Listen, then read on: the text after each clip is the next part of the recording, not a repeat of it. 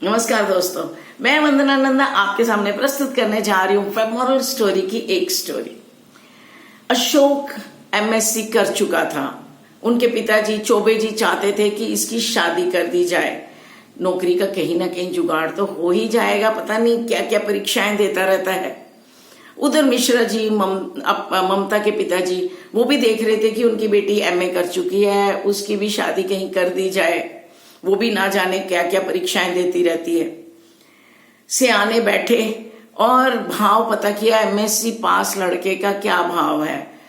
ऐसे तो 8 लाख भाव है, लेकिन चूंकि वो बेकार बैठा है इसीलिए 4 लाख में शादी हो जाएगी।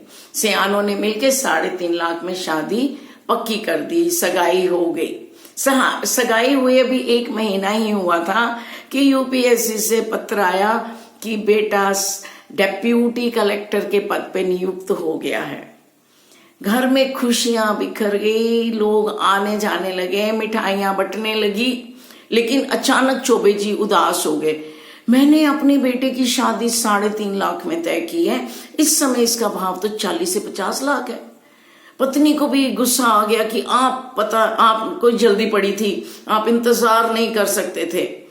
चलिए उनसे लिखिए चिट्ठी और दहेज की डिमांड करिए। चौबे जी बैठ गए।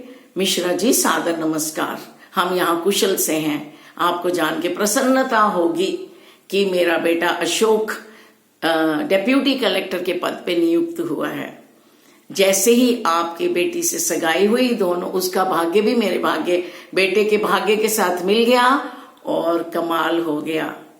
अब आपको जो देना है, अब इस पद का सम्मान रखते हुए ही दीजिएगा। देना मुझे तो कुछ चाहिए नहीं, जो देंगे अपनी बेटी को ही देंगे, वरना हम कोई और मैच देख लेंगे। नमस्कार। उधर मिश्रा जी ने चिट्ठी पढ़ी और उसका उत्तर लिखने बैठ गए। चौबे जी नमस्कार, हम भी यहाँ कुशल से हैं। आपको बहुत बहुत बधाई हो। अशोक बेटा तो है ही मेहनती, भगवान उसको बहुत तरक्की दे, बहुत बहुत आशीर्वाद।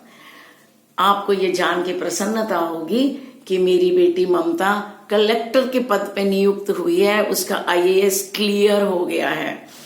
तो वो मैं प्रॉब्लम में था जो आपने मेरी सॉल्व कर ली है। वो नहीं चाहती थी कि उसकी शादी उसके नीचे पद के किसी लड़के से हो, और मैं आपका रिश्ता सहर्ष तोड़ता हूं मिश्रा जी। तो दोस्तों, आज भी कहीं ना कहीं दहेज की कुप्रथा चल रही है। हम ना जाने कितने लोगों को देखते हैं बिकते हुए, कितने लोगों को खरीदते हुए।